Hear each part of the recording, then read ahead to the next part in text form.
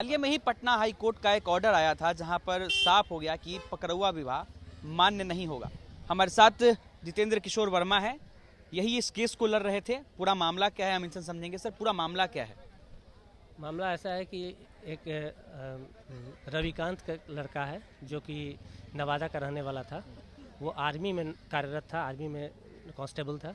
वो कुछ छुट्टी लेके 4 अगस्त तक छुट्टी लेके 4 अगस्त 2013 तक छुट्टी लेके 10-12 दिन के लिए घर आया था। कब की ये 2013 और 30 जून 2013 को जब वो मंदिर जा रहा था कुछ पूजा करने अपने चाचा के साथ, कुछ अज्ञात लोगों ने और 2-3-4-5-6 लोगों ने मिलकर उसका अपहरण कर लिया और उसको फोर्स करके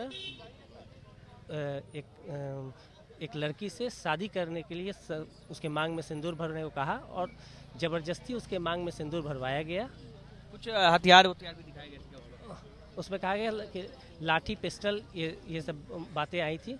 बट इसके आधार पर जो शादी हुई तो इस लड़के की छुट्टी 4 तारीख को ख़त्म हो रही थी। ये वापस अपना आर्मी में चला गया और आर्मी में इस घटना के बारे में रिपोर्ट किया। इस पर आर्मी लोग वालों ने कमिश्नर और भी अतिथि के साथ पत्राचार किया और अल्टीमेटली चूँकि ये सर्विस में था तो चाचा ने 16 अगस्त को 8 दिन के बाद 2013 में ही 30 जुलाई की बात है, 2013 में ही 16 अगस्त को 8 दिन के बाद केस किया विवाह को अवैध डिक्लेयर करने के लिए, कथित विवाह पकड़ा हुआ था और जिसको कि माननीय लोअर कोर्ट में प्रिंसिपल जज फैमिली कोर्ट में गवाही हुई और अल्टीमेटली लड़के की बात को नहीं माना गया और कहा गया कि नहीं, शादी विधिवत तरीके से हुई। उसके लिए उसके और आदेश के खिलाफ लड़के ने यहाँ माननीय उच्च न्यायालय में मिसलेनियस अपील दायर की। इसका नंबर 248/2020 है और जिसके कि फाइनली ऑनरेबल जस्टिस पीवी वैजंत्री और ऑनरेबल जस्टिस अरुण कुमार झा की खंडपीठ ने सुनवाई की और ये फैसला दिया कि लड़के को ऐसा प्रतीत होता है जबरदस्ती पकड़कर शादी करवाई गई है, क्योंकि उस उक्त शादी में लड़के के माता पिता या अन्य भी रिलेटिव जो कि जिंदा थे कोई शामिल नहीं हुए। सिर्फ कहा जाता है कि चाचा शामिल हुए, जिसको कि लोअर कोर्ट ने भी कहा है कि वो शामिल नहीं थे। जहाँ तक शादी की बात है, शादी घर पर नहीं होकर के मंदिर में हुई और जहाँ तक लोअर कोर्ट ने कहा था कि ये देर के बाद केस दायर किया गया है, 16 दिन 17 दिन का डिले है। कोर्ट ने कहा कि नहीं, चूंकि लड़का आर्मी में था और 4 तारीख को वो वापस जा रहा था, इसलिए उसके पास समय नहीं था कि गया पुलिस स्टेशन में, पुलिस ने उसका कंप्लेंट नहीं, FIR नहीं लिखा। इसलिए फाइनली उसके चाचा ने 16 तारीख को कंप्लेंट केस किया इस संदर्भ में और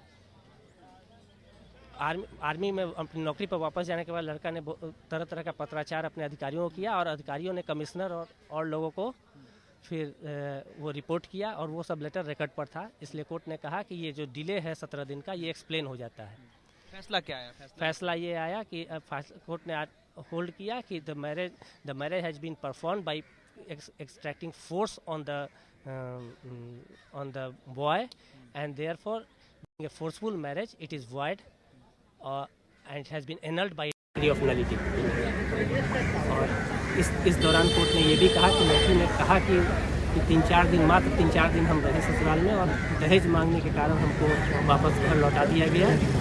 लेकिन इस संदर्भ में उसने कभी कोई कंप्लेन नहीं किया और कंप्लेन उसने जो किया क्रिमिनल केस लड़की का दहेज प्रताड़ना का, वो 2 साल के बाद, जिसको कोर्ट ने विश्वास नहीं किया कि अगर घर छोड़ दिया गया था तो उसे तुरंत करना चाहिए था। 2 साल के बाद क्यों किया, जबकि लड़के ने ऑलरेडी केस मैरिज को एनल करने के लिए कर चुके थे, किया हुआ था।